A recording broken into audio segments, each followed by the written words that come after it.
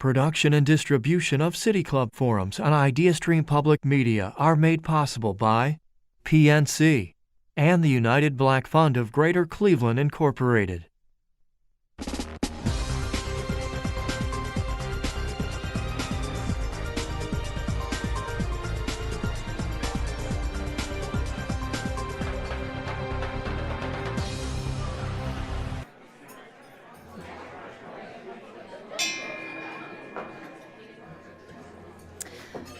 Good afternoon, and welcome to the City Club of Cleveland, where we are devoted to conversations of consequence that help democracy thrive. It's Friday, December 10th, and I'm Kristen Baird-Adams, President of the City Club Board of Directors and Chief of Staff of PNC's National Office of the Regional Presidents. I'm pleased to introduce today's speaker, David Harris, Chief Executive Officer of the American Jewish Committee, the leading global Jewish advocacy organization. From city halls to Capitol Hill, at the United Nations and in global capitals, AGC works to impact policy and opinion on the most critical issues facing the Jewish people. Harris's passion for his work in his 30-plus year tenure at AGC is inspired by his late parents, both Holocaust survivors.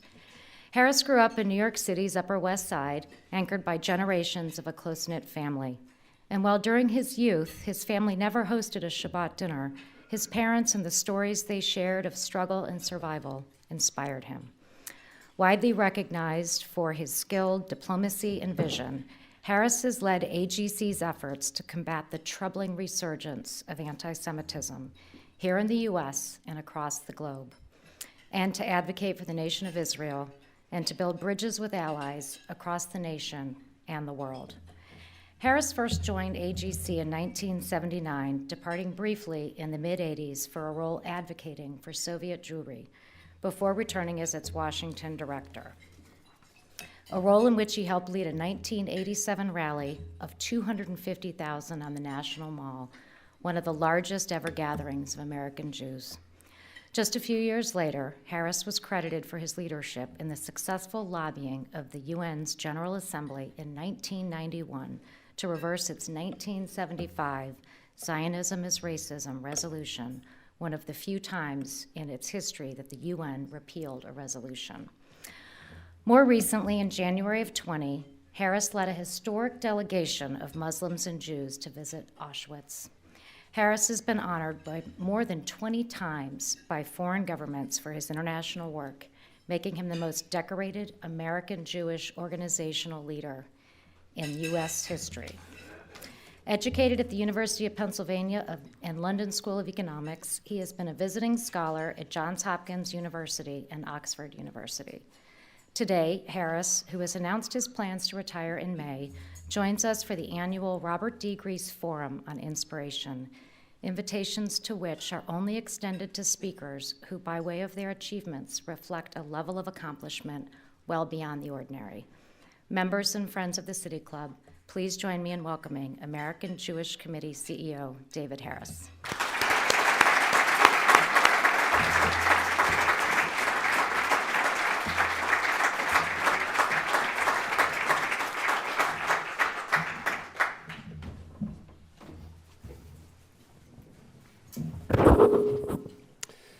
Thank you, Kristen.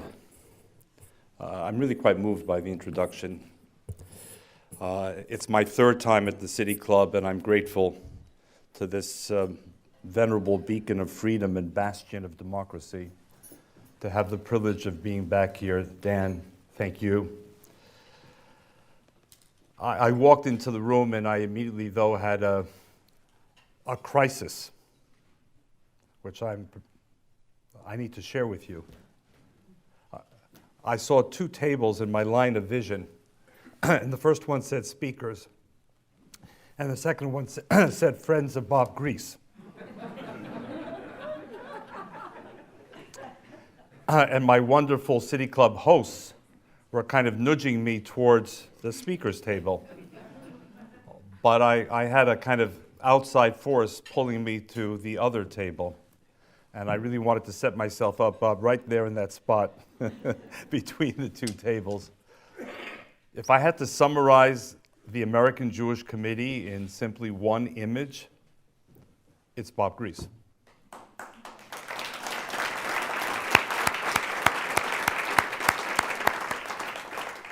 Thank you, Dan.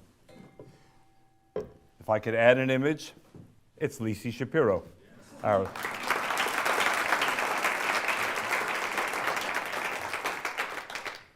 and I think I better get off because this becomes a slippery slope.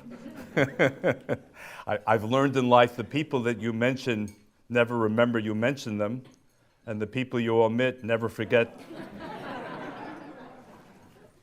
Jill, our president, our former presidents, and other members of the board who are sitting at this and other tables, again, thank you. I was invited to do something I've really never done before, which is itself quite a challenge given 40 or more years of public life. And that was not to look ahead so much as to look back, to offer a retrospective of sorts. So join with me on this, for me, very unusual journey. As Kristen said, the journey for me began in my home. It wasn't immediately apparent to me that it would.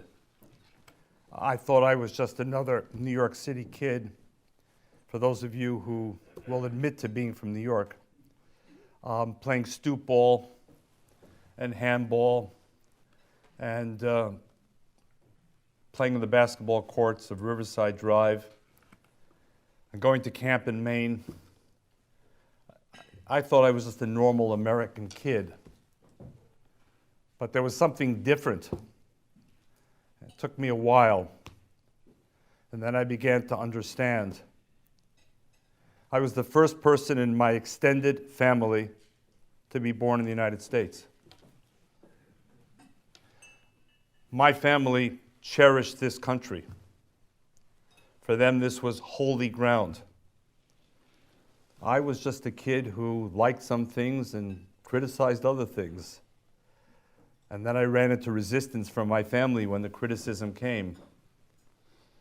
Don't ever forget the precious gift that America has given us. Freedom, safety, opportunity. Bless this country. I learned some other things. My parents started a sentence in one language and never finished it in the same language. I had to become pretty adept pretty quickly at sorting this out. And when there were larger family gatherings, there were at least 4 languages being spoken all at once and sometimes again in the same sentences. Now, why was this?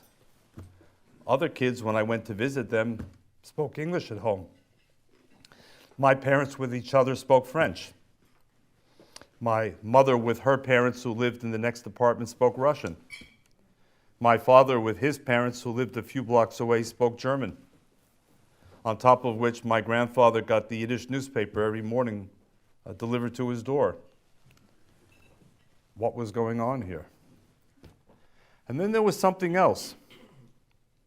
I mentioned a moment ago summer camp. Well, my parents talked about camps, but they didn't have politically incorrect names of Native Americans. Pocahontas and Hiawatha and Powhatan. They were very different camps that they were speaking about. And so I began to understand that something more was going on here.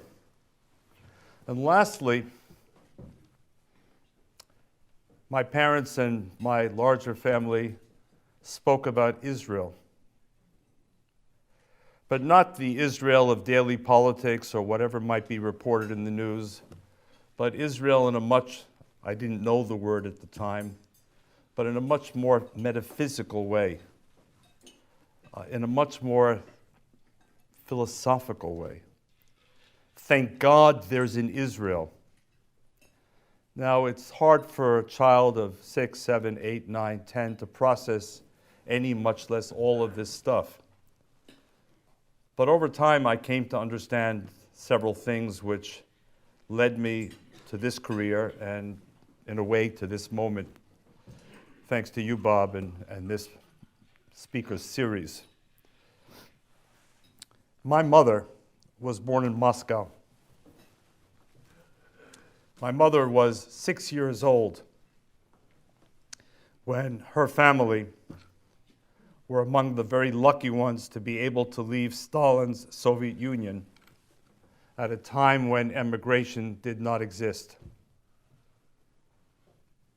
They happened to have an apartment that an NKVD, now KGB official wanted, and he traded them the apartment for 4 passports. Later on, he would have just seized the apartment. But then there was still apparently a measure of, quote, civility. So my mother became a refugee with her parents at the age of 6. They came to France. France welcomed them in 1929. They started over, new language, new culture, new everything. And then 11 years later, the France that they thought was their secure, democratic home, the home of the rights of man, les droits de l'homme, the home of liberté, égalité, fraternité, fell quickly to the invading German forces. And moreover, as many of you know, France quickly saw the emergence of a collaborationist regime, Vichy, which participated in the arrest and deportation of French Jews and others. At the age of 17, my mother was again a refugee, together with her family and countless others. And they fled to the south. They fled to Toulouse and then Bordeaux and eventually to Marseille. And what did they discover in their 17 months of fleeing and hiding and fearing? That the vast majority of the world did not give a damn about their fate. Before Auschwitz, before Treblinka, before Belzec, Hitler had teased the world, taunted the world, you want the Jews? Take them. There was even a 1938 conference at Evian. That's why I still have difficulty drinking the bottles of water, because I don't associate the name with H2O alone. Where the world's nations gathered allegedly to address the refugee problem. And each country found a reason or an excuse or a pretext to avoid the refugee problem. Eventually,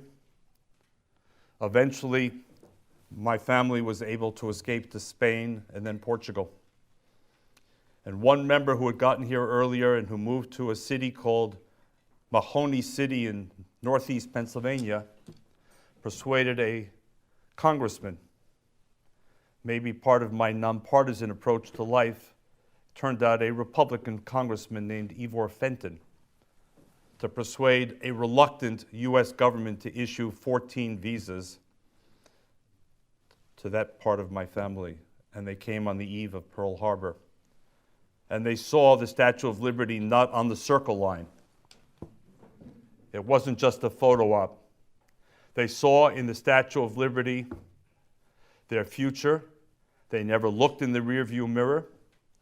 Europe had expelled them. America was to be their home. And they understood the social contract implicitly. It was a two-way bargain. America gave them the chance. Tragically, not enough Jews were given the chance, but my family was, that part of the family. And my family understood from day one, it's give-back time. Something that I think is lost, Dan, too often in today's America. Both the appreciation for what this country has meant to millions of refugees, and also the notion of a social contract. Meanwhile, my father, born in Hungary, had moved to Berlin at the age of 1 with his parents. And in 1933, after the January 30th, ascension to the chancellorship of Adolf Hitler, and then the March 23rd enabling act of the Bundestag, which gave Hitler complete and total power, including to bypass the Bundestag, or the parliament, if you will. They made a fateful decision and sent my father, an only child, to safekeeping in, of all places, Vienna. It wasn't the wisest decision. 5 years later, my father was a refugee as well, having escaped from Austria after the Anschluss. And he came to France, which, by the way, is where my parents first met as teenagers. My father's story is longer and it's more difficult, but it involved imprisonment for 3 years by the Vichy, escape on the second attempt, crossing the Sahara Desert, not quite in the way you did it, Bob, but if he were alive, you might be able to share some stories. Joining OSS, the wartime espionage agency of the United States, parachuting behind enemy lines, and then Colonel Wild Bill Donovan, if you know the name, the founder of OSS, brought him to the United States to help create the CIA.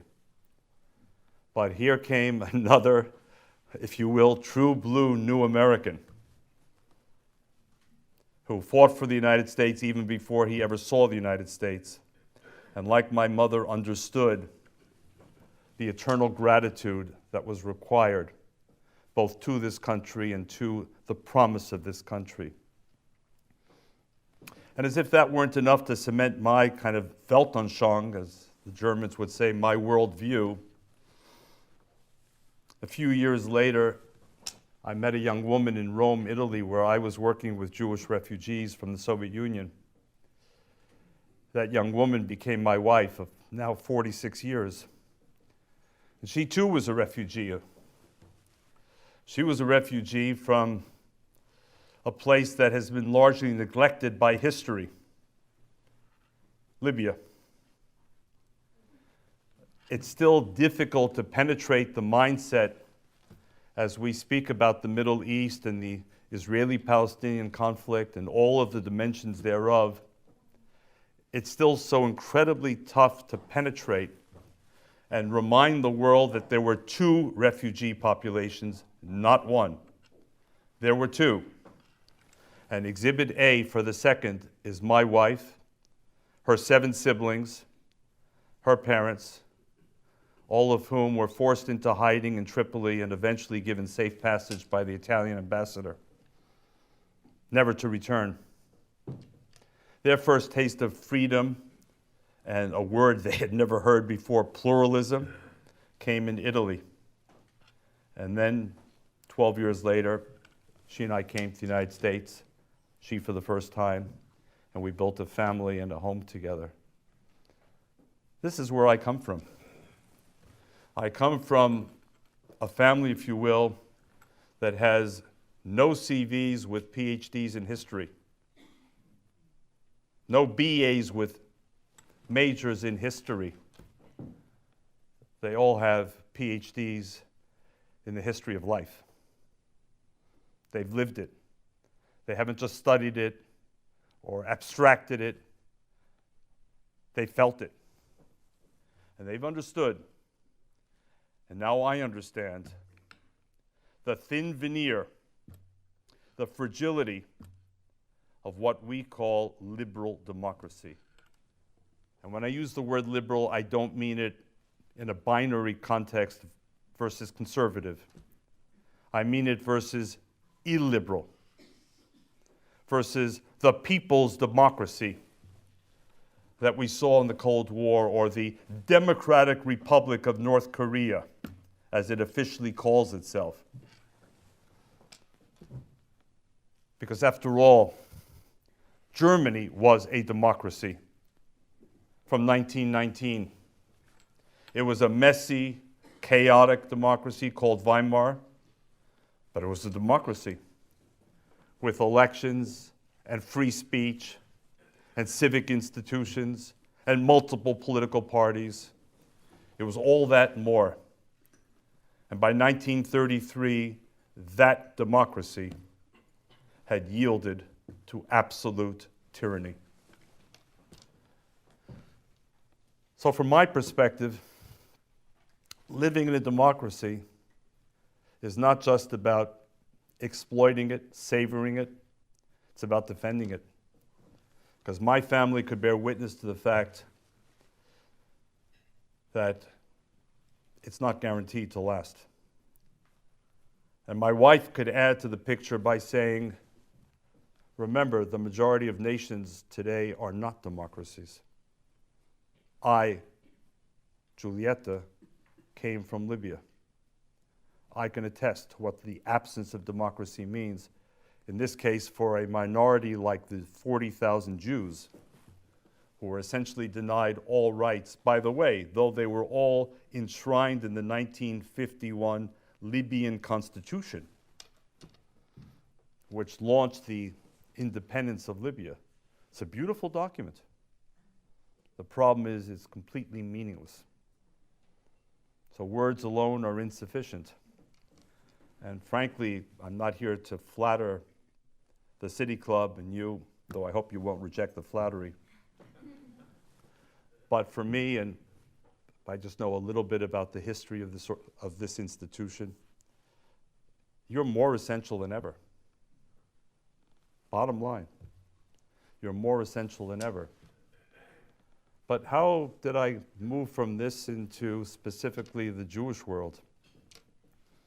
Well, in the 1970s, having been to college and being in graduate school and thinking about life, some things happened that reminded me that Jewish history had not ended, neither with the end of the Holocaust in 1945, nor with the rebirth of the State of Israel in 1948, and I emphasize the word rebirth. It hadn't ended. In the 1970s, what happened? Well, for one thing, Soviet Jews behind the Iron Curtain began very courageously and very improbably to shout, Atpusti narod moi. Those who spoke Hebrew said, Shelach et ami. Those who spoke neither said, let my people go. Now, to understand this, while my mother and her family had left under Stalin, the word emigratia, emigration, did not exist in the Soviet lexicon. Borders were built in the Soviet Union not to keep out people out. Borders were built in the Soviet Union to keep people in. And those brave Jews said, we will not be party to a modern-day policy of cultural genocide that seeks to extinguish every last vestige of Jewish life, 30 years after Hitler almost succeeded in extinguishing every last vestige of physical life of the Jewish people. In 1973, Egypt and Syria, on the holiest day of the Jewish calendar, Yom Kippur, launched a surprise attack.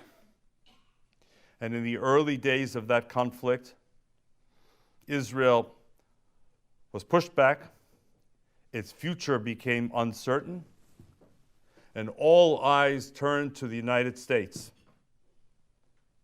and in particular to one man reviled by many. And his name was Richard Nixon. That's where I not only got my lesson in democracy, but also in nonpartisanship. Because I understood in that moment that if I really care about the safety and success of the State of Israel, it's not a matter of whether I voted for Richard Nixon or not, or like Richard Nixon or not. He was sitting in the White House and he had the power either to authorize or deny Israel the spare parts and the resupply that would be necessary for Israel to continue the war and hopefully succeed. And enter from my life the word nonpartisanship. Similarly with Soviet Jewry, Because as those voices were suddenly being heard in Washington and elsewhere, it wasn't about choosing my favorite government or political party. If the United States was going to assist millions of Jews and others trapped inside the Soviet Union, we had to be able to reach the decision makers and hopefully influence their outlook. And so, Republicans, Democrats, liberals, conservatives, urban, suburban, rural, to me, it was all the same. Each had a voice, and each had a vote. And we needed to reach them. And we did. And they responded. And then I saw something else in those formative years for me. And Kristen, you referred to it in your introduction. In 1975, the United Nations, which had been built on the ashes of the Second World War and the Holocaust, which was committed to preventing future war and future genocide, witnessed its General Assembly adopt Resolution 3379, what became known, as Kristen said, as the so-called Zionism is Racism Resolution. And ladies and gentlemen, Zionism, which is no more and no less than the national liberation movement of the Jewish people, the age-old quest for self-determination, the effort to reconstitute a Jewish state after its destruction in the first century, was now deemed a form of racism. No other attempt at this kind of reestablishment of national sovereignty was addressed by the United Nations in the same way. Only this one. And of course, what was particularly painful for people like myself, I was 26 years old at the time, was that not only did I believe that Zionism was anti-racism, not only had I read Theodor Herzl, the founder of modern-day Zionism, talking about the fact that once a Jewish state was reestablished, the next project of the Jewish people would be to help the people of Africa,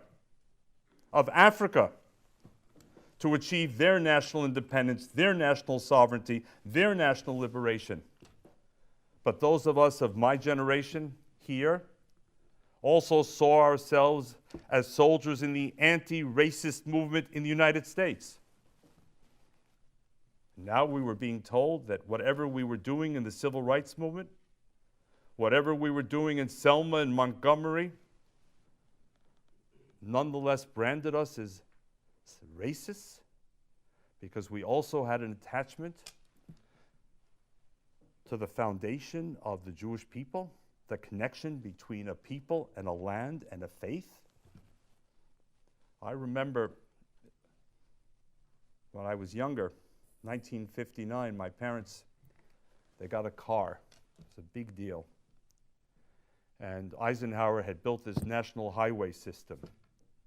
So the idea of a long car trip was not daunting, it was exciting. And they drove to Florida for the first time. And they left me behind with my maternal grandparents.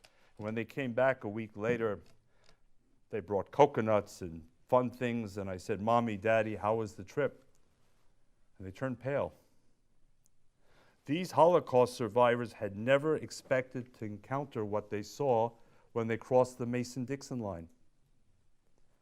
How could they reconcile the country that had given them home, haven, safety, opportunity, security?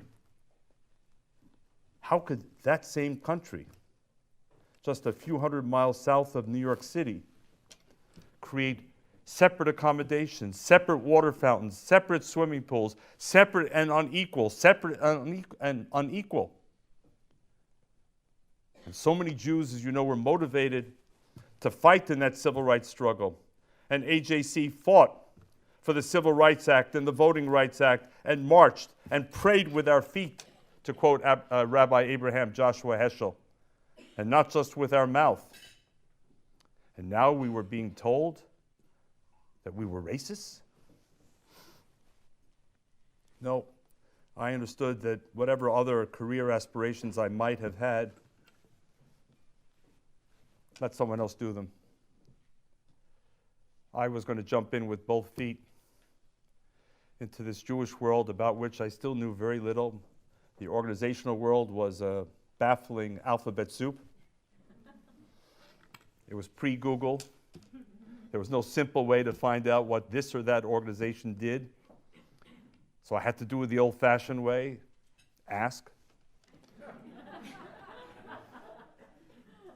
Find the mavens, the person whose uncle was involved in that thing called the Jewish world, and talk to that uncle or whoever it might be. And I found AJC in 1979.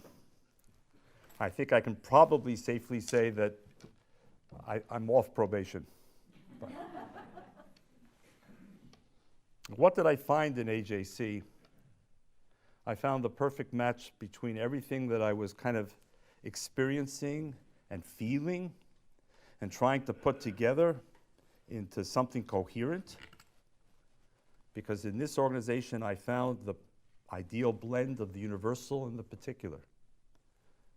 I understood that this was an institution, and there were very few that grasped that the universal condition mattered to us.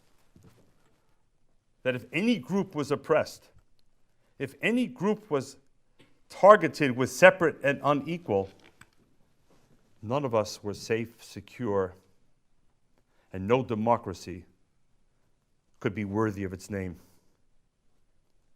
But it also understood that the universal did not exempt us from the particular. Who was going to speak for the Jews of the Soviet Union if they had no voice of their own? Who was going to stand up to the defamation of the state of Israel year after year? Who was going to speak up for tens of thousands of Jews in Ethiopia that had lived for thousands of years without knowing that the Zion of their prayers, the Jerusalem, the Yerushalayim of their prayers, had now become the reality of Israel and the city of Jerusalem? Who was going to speak for them? And to my mind, it became AJC. And to those who wondered, is there some internal contradiction between the universal and the particular? I would say quite the opposite. No democracy worth its name can live with a persecuted minority. And if there's a persecuted minority, and too often the Jews have been referred to as the proverbial canary in the mine, by the way, a reference that I think we all need to reject and eject, because I'll be damned if I'm going to die so the coal miner can live. The methane gas reaches the canary. The canary begins to gasp and keel over. The miner has been warned and flees. Thankfully, the miner is saved.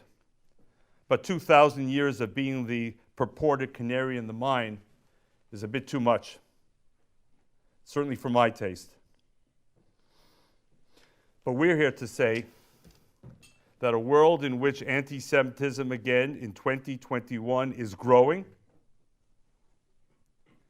is a world that is becoming more dangerous for all and challenges the basic tenets of the liberal democracy that unites us in this room in Cleveland. Anti-Semitism is not a proprietary Jewish problem. Anti-Semitism should be our collective universal problem, just as racism and xenophobia and homophobia are our collective problems. And I've understood the only way to win is to stand shoulder to shoulder. And the only way to win is to cut down on the sleep, because our adversaries are not sleeping. They're not sleeping. And we've had tastes just in recent months and years. Had my parents been here, they would have said, "We told you so." We've had tastes of just how thin that veneer of democracy can be, even in what many believe is a stable, secure, strong democracy. So let's be reminded. Let's be reminded that we may not complete the task, as the first century Rabbi Tarfon said, but nor are we free to desist from the task. On your watch, on my watch, on the watch of those listening and viewing, I submit that everyone who cares about fundamental, liberal, democratic values, the values that have animated robust democracies, need to be heard, seen, and acting. The City Club brings us together. The real question in my mind, not just for myself, but for all of us, is what happens tomorrow? And what do we do the day after? If we all do something a little different, then perhaps this conversation will have served its purpose. Thank you.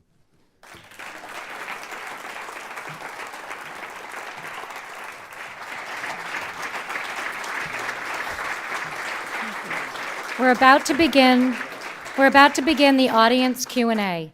We welcome questions from all, City Club members, guests, students, or those of you joining us via our live stream or the radio broadcast on 90.3 Idea Stream Public Media. If you'd like to tweet a question, please tweet it to @TheCityClub. You can also text them to 330-541-5794. That's 330-541-5794. And our staff will do their best to work your questions into the program. May we have the first question, please?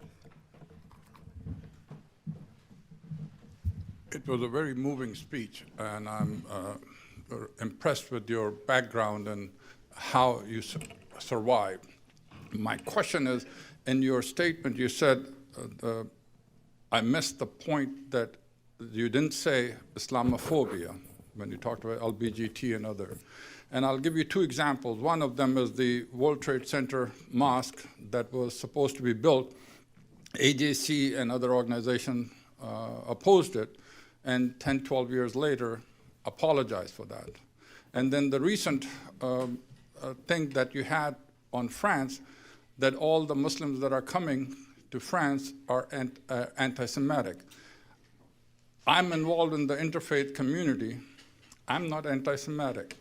And the community here knows that, and it pains me to read that the perception that exists within the Jewish Federation, as well as from AJC, that all Muslims are anti-Semitic. Thank you, sir.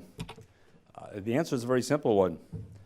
I cannot speak for every Jew or every Jewish organization, but no one at the American Jewish Committee has ever said all Muslims are anti-Semitic. No one. In fact, Kristen spoke, I think, in the introduction about one of the most powerful moments, certainly in my career, which was in January of 2020, when arm in arm with 65 Muslim leaders from around the world, led by Dr. Mohammed Al Isa of Saudi Arabia, the chair of the Muslim World League, we walked together to Auschwitz and to Birkenau. And I can also tell you that right after the World Trade Center, AJC was among the organizations that called on other Americans not to allow the belief that all Muslims are terrorists. 19 Muslims perpetrated a horrific act with whoever supported them. But we made very clear, and we did so again and again.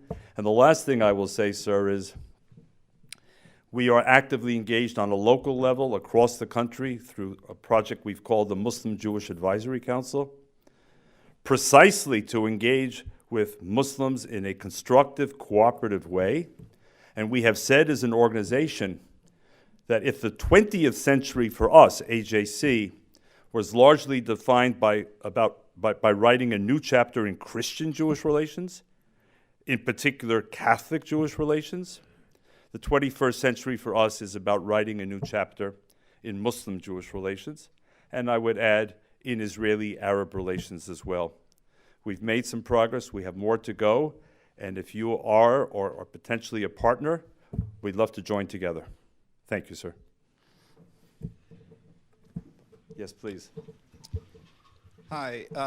Your family history is certainly interesting and probably mirrors a lot of people in here, including me, Does it? who are Jewish and whose families came from Eastern Europe. But we haven't all taken the same lessons from what our families went through. You had an organization that supports both the anti-democratic and the unconstitutional, by every court that's ever heard them, anti-BDS laws in the States. You had an organization that is silent about Israeli apartheid, and in fact, generally condemns those of us who condemn Israeli apartheid, ethnic cleansing, the issues on the West Bank of stealing homes and property, as opposed to, condemning the Israelis for doing it. My question is, though, do you believe that Palestinians are human beings who are entitled to all of the rights that are afforded all human beings under international protocols, including the right to resist occupation as defined in the Fourth Geneva Convention? If you answer no, please explain why. If you answer yes, please tell us where you find in international law the exemption for Palestinians that makes it okay for you to hold the positions about Palestinians that you hold. Okay, well, let me begin with the first part because I heard a tone that was a bit dismissive. So let me ask the people in this room, how many of you are the children of, not the grandchildren or great-grandchildren or neighbors of, how many of you are children of two Holocaust survivors? Two.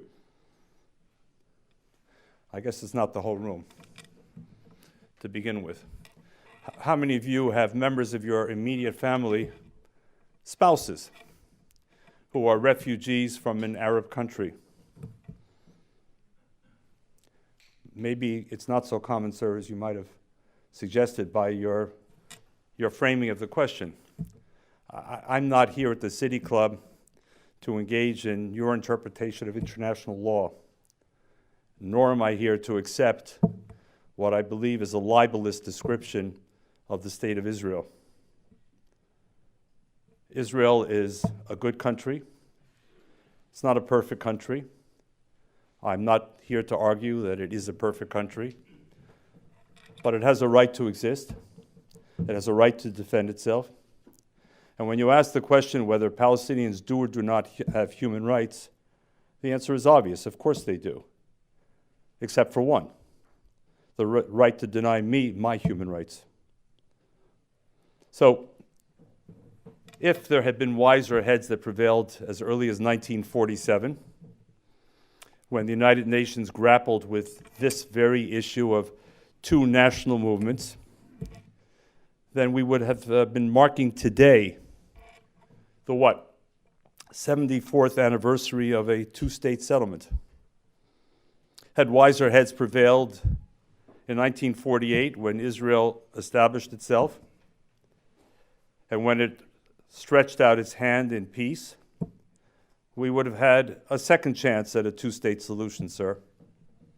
And from 1948 until 1967, the areas that you are speaking about, unless between the lines you're speaking about all of Israel, maybe you'll clarify that on another occasion, the areas that presumably you're speaking about, the Gaza Strip, the West Bank, and Eastern Jerusalem were not in Israeli hands, sir.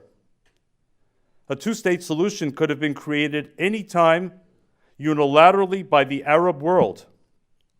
The Gaza Strip was under military rule of Egypt, sir. The West Bank was annexed by Jordan, and that included Eastern Jerusalem.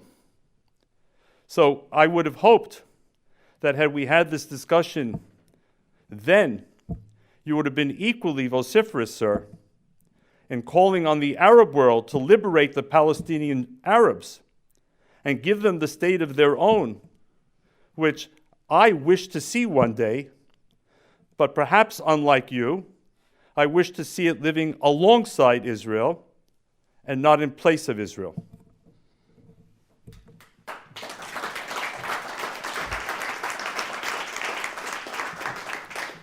I have to get used to this. That's a great line that I have to follow.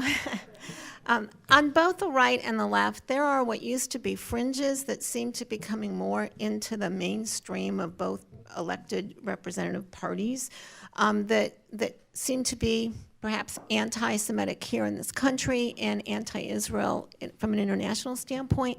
If you look forward 10, 20, 30 years, what do you see from the parties that used to pretty much unanimously be supportive of Israel? What do you see when you look out of those fringes and to the main parties? So thank you. Let me take a broader perspective first and then narrow it, if I may. I think what we're seeing now here in the United States, and by the way, it's not unique in the United States. We saw it in Britain as a result of Brexit. We've seen it in other countries, including most recently the vote in Chile for the presidency. We're seeing this massive political polarization. And I believe that poses a clear and present danger to democracy.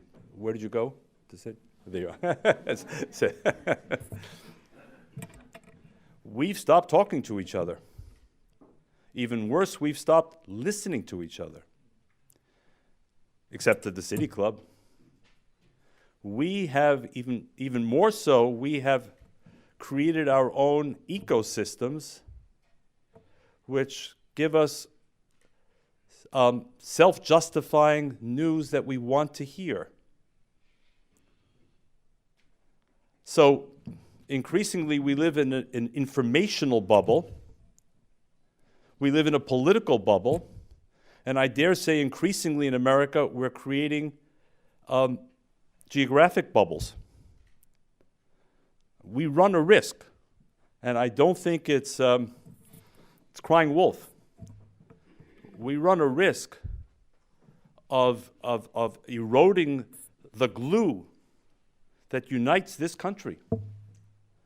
Remember, this is not a country that was founded on the basis of nationality or language or blood. However imperfect, it was a country that was conceived on the basis of an idea. An idea. That's all that unites us. If that idea erodes, what's left? We speak about the gated communities of Florida. I see intellectually gated communities all over America. And that scares the bejeebers out of me. If I could, and I'm very conscious that the next city council president is sitting right opposite me, so maybe I'll do a little lobbying in front of you. I was a high school debater.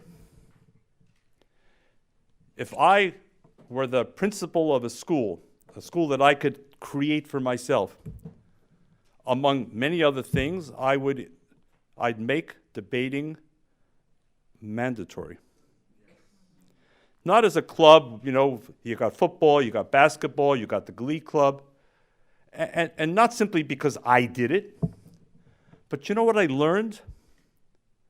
Because I was assigned a topic and I was assigned a side. I didn't get to choose all my favorite sides. I learned that, you know what? Even if I disagreed, once in a while there's some reasonable thinking and some good people on the other side. So I've learned to try and look at issues in a more holistic 360-degree way. Few of us do that today. By the way, you didn't ask me, but my school would also make chess mandatory for every child. And if you want to ask, I got more ideas. As far as we're concerned as a Jewish community, sure, I worry about the erosion of bipartisan support for Israel. Of course I do. I also worry about the extremes in both political parties and the corrosive effect those extremes can have on the mainstream idea generation in both parties.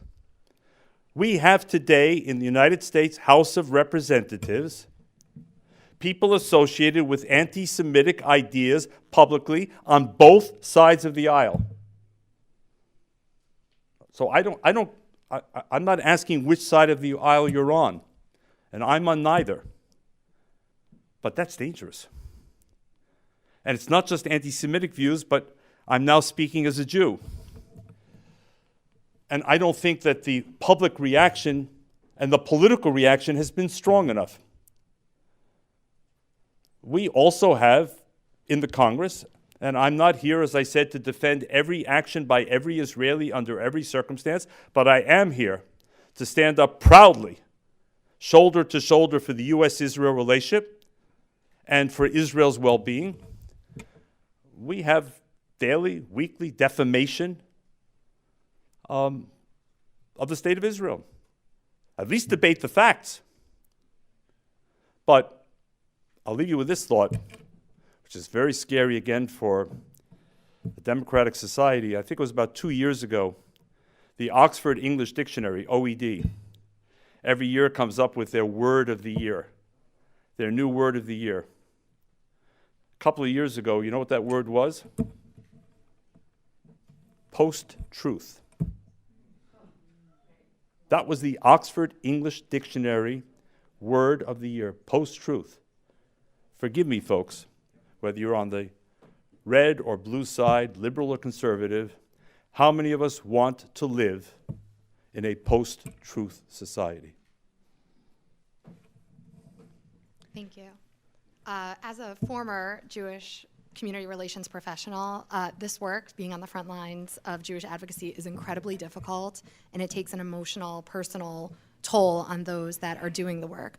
What do you see for the future of talent in the Jewish communal world for community relations, Jewish advocacy, given this and the fact that there are changing opinions among Jewish youth on Israel and continued unwillingness to consider opinions outside of what may be considered politically correct?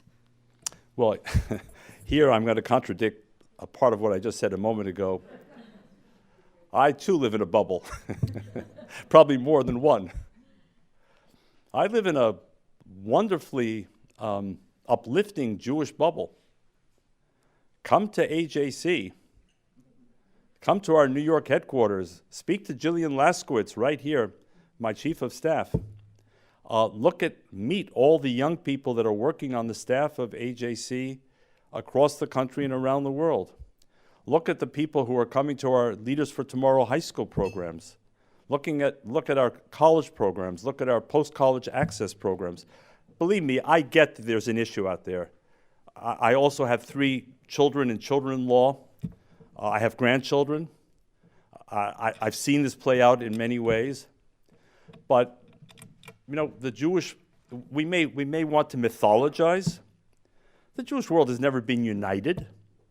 Not in the way we sometimes think, but there is a strong core of proud Jews, including my grandchildren, who are affiliated with the Jewish world, who want to be, who speak Hebrew and are proud of the state of Israel, and maybe even some of them will want Poppy's job one day. And believe me, I'm Poppy. For those of you who didn't figure that out. And believe me, I'd love nothing more than to see them fill it. So, yeah, lots of challenges. But if we, the Jewish people, sort of collapse and I'm not suggesting you said that, but if we collapse in the face of every challenge, we would not be meeting the City Club in December 2021.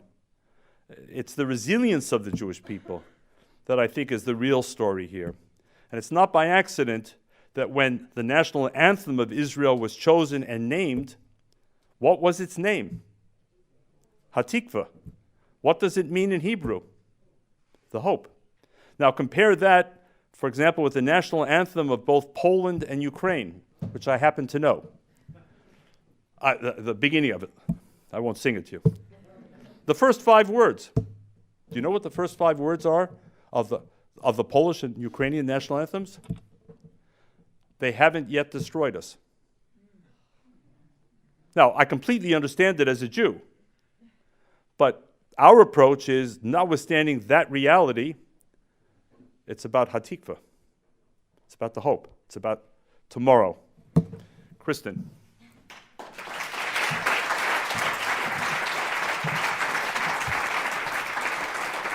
Today at the City Club, we've been listening to a forum featuring David Harris, Chief Executive Officer of the American Jewish Committee. Today's forum is the annual Robert D. Grease Forum on Inspiration, a title given only to those speakers who, by his or her achievements, reflect a level of accomplishment well beyond exemplary. We are pleased to welcome David Harris into this legacy of City Club speakers. We welcome guests at tables hosted by Friends of Bob Grease, Cuyahoga County Community College, Cleveland Jewish News, PNC, Wycliffe High School, AJC, and a special welcome to our friends returning to be with us at the Romeo table. We're happy to have all of you here. Next Friday, we will host the last live forum here at the City Club for 2021. We will be conducting an exit interview with David Abbott, the Executive Director at the George Gunn Foundation. He will be in a conversation with Randy McShepard. This forum is sold out, but you are welcome to join us virtually at the City Club at cityclub.org or by tuning in to 90.3 Idea Stream Public Media. If you cannot make it next week, please be sure to join us after a short break on Friday, January 7th for our first forum of 2022. Cleveland has a whole new generation of diverse leaders, and they have a new vision for the future of our city. For many, it starts with our neighborhoods. Idea Stream Public Media's Nick Castelli will be here talking with Tanya Maness of Cleveland Neighborhood Progress, as well as local community development leadership about a comprehensive platform from which all neighborhoods can grow and thrive. Tickets are available for this forum, and you can purchase them and learn more about other forums at cityclub.org. That brings us to the end of today's forum. Thank you, David Harris, and thank you, members, friends of the City Club. I'm Kristen Baird Adams, President of the City Club Board of Directors, and this forum is now adjourned. For information on upcoming speakers or for podcasts of the City Club, go to cityclub.org.